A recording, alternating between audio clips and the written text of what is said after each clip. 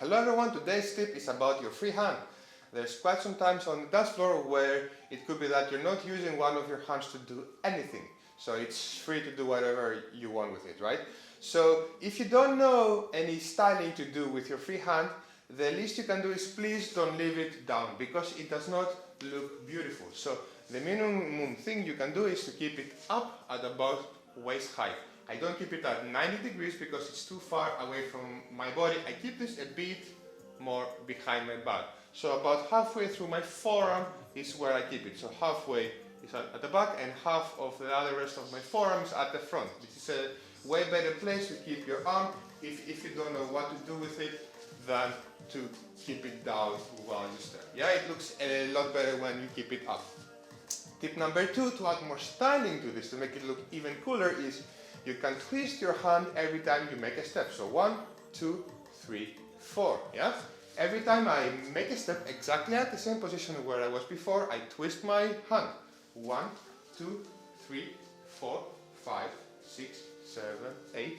1, 2, 3, 4, 5. Right? So this makes it look a lot better by twisting your hand. And to make it look even better than this, I would not recommend this for leaders because it's a very feminine type of movement.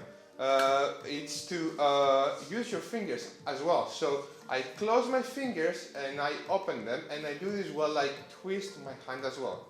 You have to do this every time in this sequence. So I start with my pinky when I close, pinky, and at the end the index, and when I want to open it, I start with the index and finish with the pinky. So it will be 1, 2, 3, 4. And I do this while I twist my hand as well. 1, 2, 3, 4.